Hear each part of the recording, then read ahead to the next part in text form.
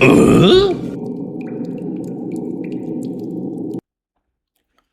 everybody, welcome back to Cavemansec Security. This is your host Robbie, and today we're going to go through authentication testing. This is kind of a fun class because you get to learn kind of the flow and the idea of how to test for, logins, JWT tokens, stuff like this. So it's not going to be like super deep dive, but it should just give you kind of a basic framework to think about how to do this successfully. Okay, so let's get started. So let's think about authentication versus authorization. So authentication is who you are, right?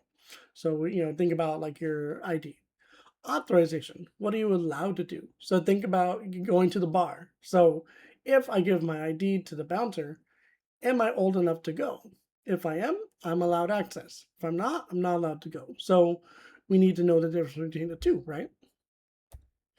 All right, so some common authentication methods. So obviously we can authenticate with passwords, JGBT, MFA, cookies, API keys, OAuths, client certificates. There's various ways. But for normal users, we're going to kind of work on like passwords and like JGBT tokens and cookies, okay? All right, so here's kind of a typical login flow. So we're going to try to log in with a username and password. So usually that'll be like a post request, usually at a login endpoint. The server will verify and it will check for a JWT token. If the JWT token is there, then boom, it will use that for future requests.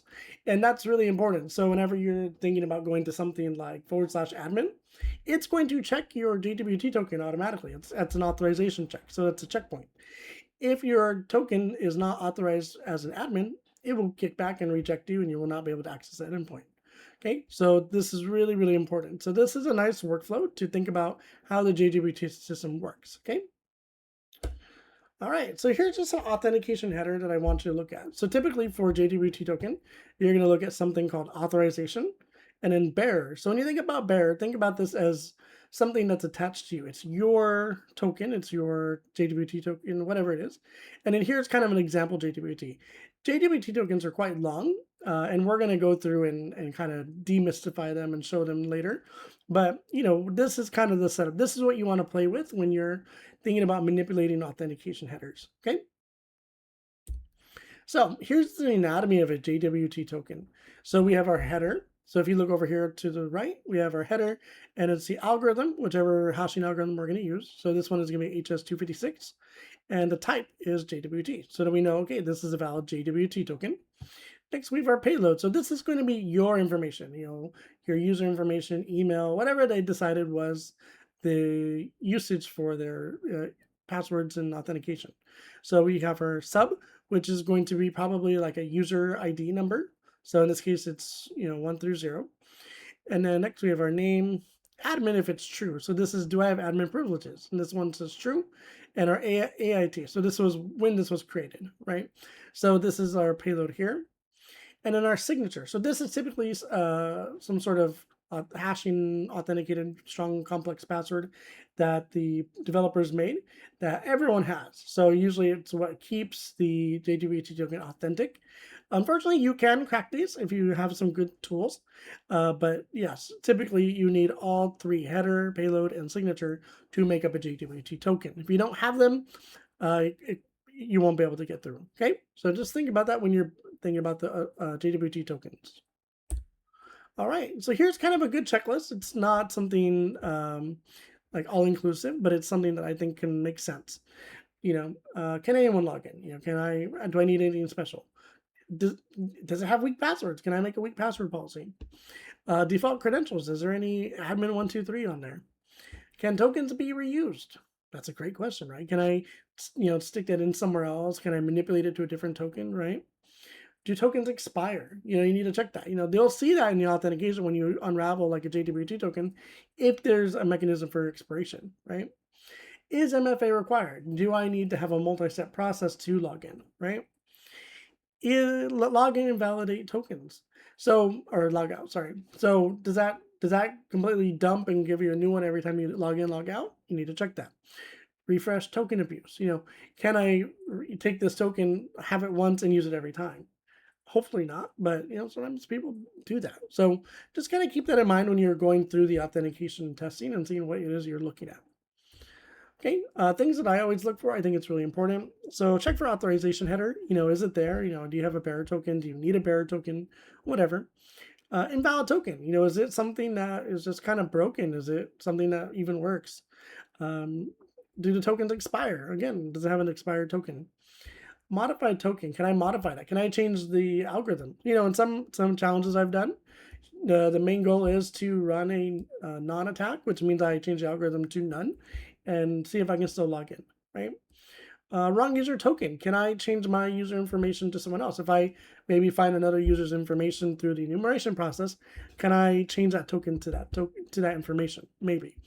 Old session token. So maybe a session token that I used yesterday, can it still be used today? You need to check that. So these are things that I always think about when going through that process. All right, so common mistakes that developers make when developing like the JWT authentication process. They put no expiration. Why? Because it's a pain in the butt to re-authenticate and get a new token every time when you're in local, when you're in production, when you're in testing. You want something consistent. Is it bad practice? Absolutely. But for developers who maybe are testing constantly, it's something that's really useful. For me, I made a script whenever I logged in Postman that would log me in and I would get a new authentication token every time. That saved me a lot of time because ours did refresh. So I was able to get a new one every time, and it was pretty easy. Default passwords, or do we have basic passwords that anyone can crack? Think about that. Sometimes developers do not put in MFA. They just go, hey, whatever. No, we don't need MFA. No one gives a crap about our website. You'd be surprised. Token in the URL. Sometimes when you think about like IDORs, you look at the authentication, you sit there and you may see something really interesting. So you got to be very careful about that. Sensitive data in JWT. So when you unravel one of these JWT tokens, are you finding emails? Are you finding passwords? Are you finding something that could invalidate your website?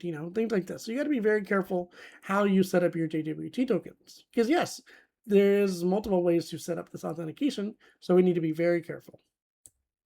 Okay, so remember, authentication versus broken authentication. I think this is quite important. So good. It rejects invalid users. That's great. It rejects expired tokens. That's what we want. Reject missing tokens. Exactly. So this is a great setup. We want this to always happen. But sometimes broken authentication is we accept expired passwords. That's a no-no. You really should not do that. Weak passwords. If you're using a very common password like password 123 and you're letting users do that, that's shame on you. Tokens never expire. Again, shame on you again. We should never let tokens do that. That's very bad practice. And default credentials. Again, we go back to this, but we have seen through time and time again that probably majority of users, probably majority of developers use weak passwords and default credentials. So it's very easy nowadays to go into a web application, IoT device, anything, and use a default credential, and probably 6 times out of 10 you will probably get authenticated. So think about that when you're thinking about development. Okay, so here's a really cool activity. So this was by a public hacker and researcher. They didn't really give any information, but this was by GitLab. Looks like they were able to use a personal access token exposure. So what they did was a access token acted like the password, so they were actually able to authenticate. But if it was leaked, if someone was able to grab that token, they were also able to use that as well. So reality was, as long as you had like the username and probably the token or the email and the token, you were able to authenticate. Super bad practice. I'm really surprised a company like GitLab allowed that to happen, but it did. And it was really sad to see. So we need to be more cautious about that. Okay, so again, how do developers defend? Again, we didn't talk about this. We went from common mistakes to now, how do we improve? So we need to make strong password policy. So it needs to have like maybe 8 to 12 characters. It needs to have special characters like symbols, numbers, stuff like this. MFA. MFA is not hard to do anymore, folks. Anyone can now set up MFA on a machine or on a web application. So you guys need to start enforcing that more, really.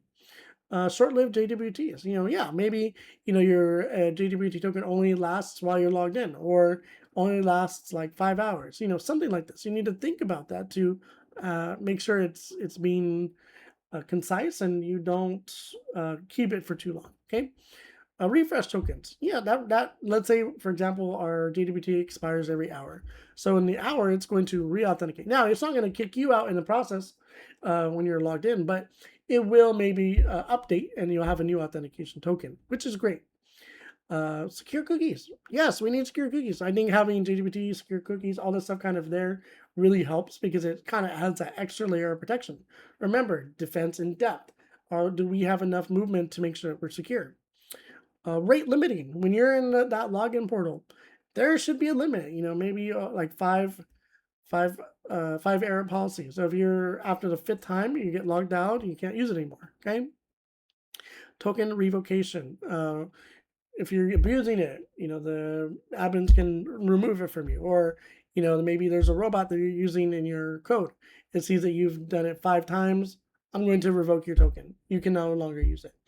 I think these are really great things that developers can do to kind of let things be more autonomous. That's kind of the goal, right? Developers want things to be autonomous, but then it's serving the purpose of protection. Okay.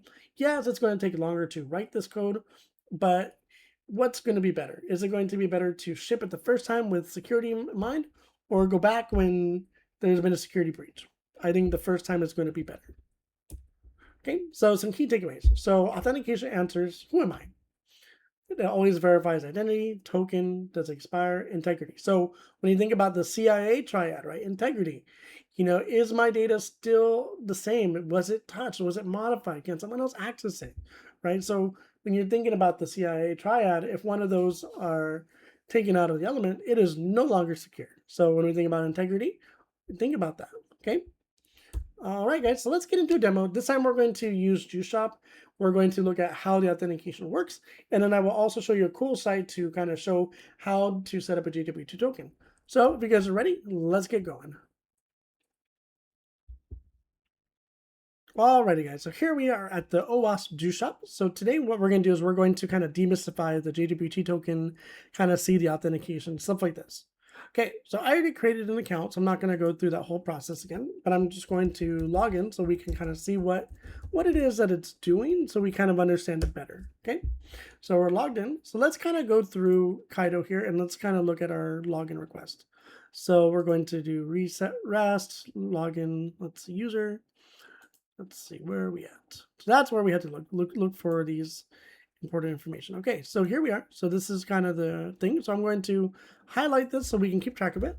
So as you can see, it requests an email and a password. And then we see our authentication. So we see authentication, which is going to be our bearer token. Keep that in mind. And this really long, really long token. Okay, so what we're going to do is we're going to actually take a look at this and we're going to see what it looks like. So we're going to go to a really cool website called like jwt.io, and we're going to kind of see what it is that it looks like. Okay, so let's take a look here. I'm going to have to get rid of some stuff here, like all this. But when we've done, oops, we should be able to see some telling information. So we see in our header, so if we remember our header, this is part of our anatomy. We see the JWT token, or JWT type, and then we see the algorithm is RS256. So this is really cool. Next, we see the decoded payload. So we see status, which is success, data, ID number, so that's going to be our user ID, username, which is none, email, password, role. So maybe somewhere I can change my user role. Deluxe token, which could be more advanced. Last login IP, so what login IP address did I log in with? User profile, or image. So maybe everyone has their image as their authentication, which is kind of interesting. I never would have thought about that, but I do. Some sort of secret, so maybe using MFA at some point. Active is true, so that means that I'm an active user. Created at, and this is the dates that it was created, the time it was created, and then deleted at. Okay, so this is kind of the anatomy of this. And then finally we see that there is some sort of token in here that we could crack, but they're not obviously going to show it here because they don't want to get sued. So we'll go through that in a later date. So I'm not going to exactly hack anything today, but I want you to see how it works. Okay, so let's say for instance we want to de-encode it. So we can actually go back in here and we can change it to something else. So here, actually, it's really important information. So we see this algorithm is SHA or RS256. So it won't show us any information. So maybe we need to change this to like none. And what that does is it reveals the token. So in RS-256, it delays, it cannot let us actually manipulate it, which is great for security. So OAuth 2-step is great for the authentication purpose, so we can understand it better. But now let's say I want to change this to administrator. So what we're going to do is we're going to change that. And as you can see, it changes as I do it. So here we can change it to something like administrator, and it's going to change the token. Now, will this be accepted? Probably not. I don't know. I haven't done this on this web application yet, but as you can see, I can change it, right? Maybe if I knew someone else's email, I can change it. You know, maybe I can do something like admin@tester.com, right? So all these things are really important to understand, so you know how the anatomy works, okay? So since I did this as administrator, maybe we want to try going to another application that does something cool. So let's see if we can actually find somewhere that we could do this. So let's see. So we can go through maybe our user and let's see if we can change our information, right? So maybe change our password, set username. So here we're going to say something like tester. So what I want to do is I actually want to just go ahead and set username, and it says, okay, looks like that's okay. So let's go ahead and see what information it needed for that information. So we'll go in here. We'll see that we change the username tester. So we can see here that the token did capture. So that's really important for us. So let's go ahead and capture this in replay. And we're going to change this. So remember, if we remember from our JWT token that we do have a new one that we created, which has the administrator role. Now, will that work? I don't know, but we're going to try it. So we're going to just go ahead and copy, go back to Kaido, and we're going to change this. So let's see if it'll work. I really doubt it, but if it works, that's awesome. So here we are. So we'll hit send. Okay, internal 500 error. So that's good. So they're kind of blocking like these kind of weird obfuscations. So this is a really important lesson when you're going through this. Now, we could go through and do like a JWT attack in real time, but the goal is I want you to see what it looks like in like the actual authentication. So you can kind of say, okay, this is kind of the makeup of what it could be. This is more complicated than like other websites or crappy API, but this is a real world good example of what everything could look like. So this is for more advanced users, but I would say this is good. Okay, so guys, hopefully you guys liked this and it was informative for you, and we'll see you guys in the next video. Thank you.